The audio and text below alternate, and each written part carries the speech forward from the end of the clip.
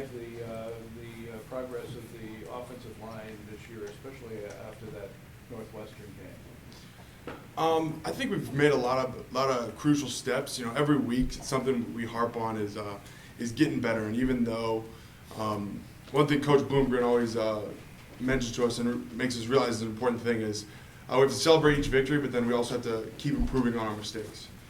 Even though we have had some big wins, there are still parts of our game that we need to improve upon. And he really relays to us that is a crucial aspect of what we need to do. So I think one of the great things that this offensive line has done has been able to visualize those mistakes, see how our game is struggling, and then fix those issues. Are you doing the snapping on the short yardage? Yes, I am. Yeah. Have you been all year? So I did not do it during the Northwestern game, but then Graham got rolled up on during that game. So after that, I took over. How do you like that job? I like it a lot. You know, I started snapping a little bit in the spring, just because we had some shortages at center, didn't have enough guys there. So I've been happy to take over, and it's a fun position to play. You had 12 more days to prepare for UCLA. How's your defense looking different without Miles Jack? Because obviously he's such an energetic force back there.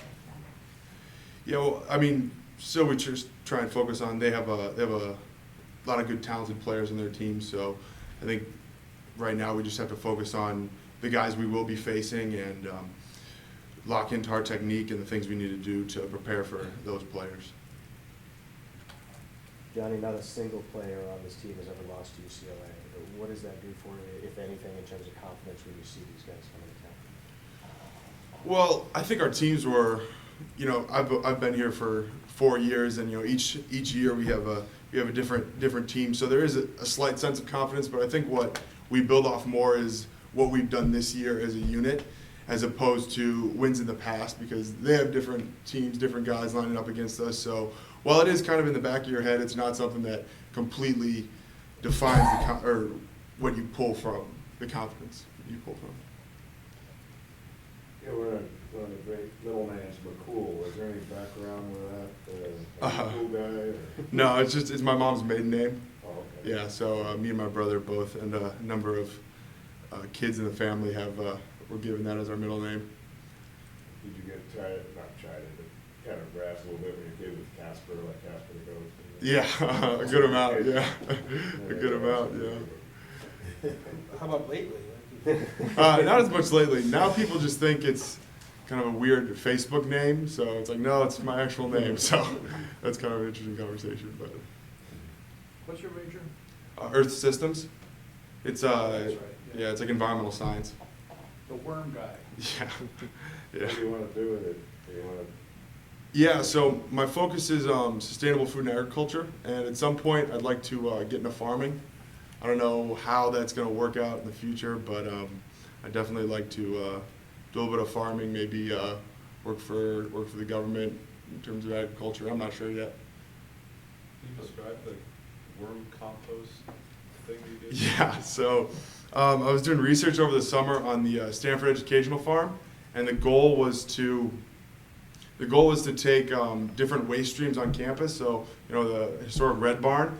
There's a lot of like our equestrian teams out there. So I took horse manure from there, and then also coffee grounds from dining halls on campus, and I composted them using worms to try and create a compost, like a soil aggregate that could be used for the educational farm. So just trying to, it's really small scale right now, but just trying to create more of an interconnected system that is cheaper and relies on less transportation of materials and stuff. How often did you do laundry this summer?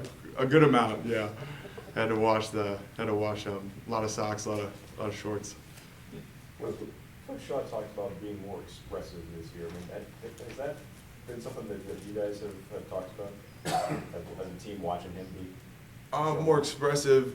I don't know. It's something, you know, in terms of during the game, I'm kind of really more focused on my position coach, and I don't really interact much with Coach Shaw during the game. So it's something that, you know, I see kind of more after the fact, be it in videos or kind of hearing about stuff after. But yeah, so to tell you the truth, I'm not too sure about how I see that much during the game. But you know, he's doing a great job.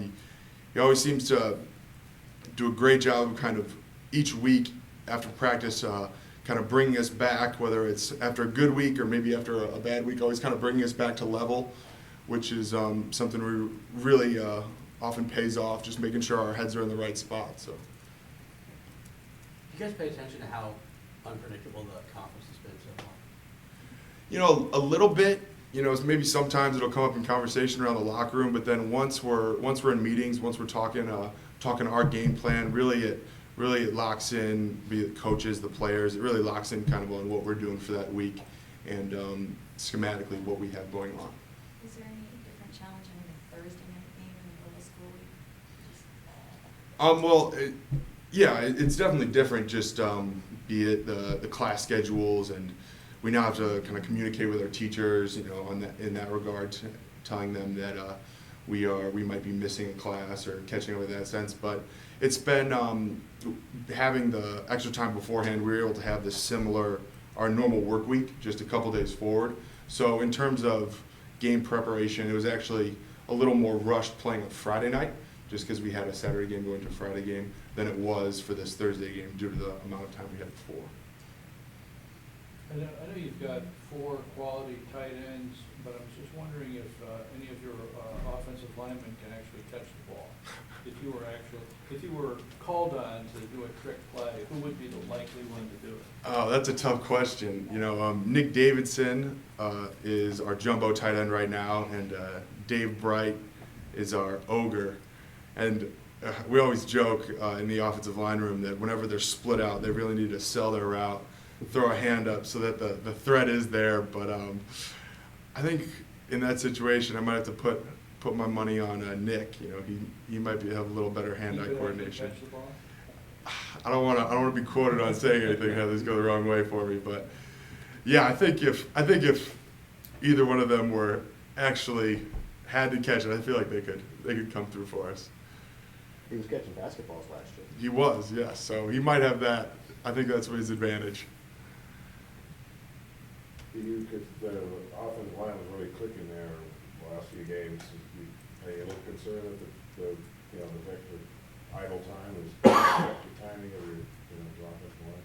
No, I don't think so. I feel like we had some more time to kind of get back, or correct the mistakes we've made, and I think these past couple practices we haven't really missed a beat. You know, we've been able to, with the time off, we've been able to kind of jump right back into it and get things going, have good productive periods. So I'm pretty confident in how we're playing right now. You feel like your pass protection personally has improved? He mentioned something like that. You've gotten better at pass protection. Yeah. Just looking from this point last year till now, I feel like it has. You know, there's still certain areas where I do need to improve upon, and that's kind of a constant week by week, day by day thing. Just certain drills I need to hit and certain things I need to make sure going into practice. But I do feel like it has improved, but still there's room for improvement.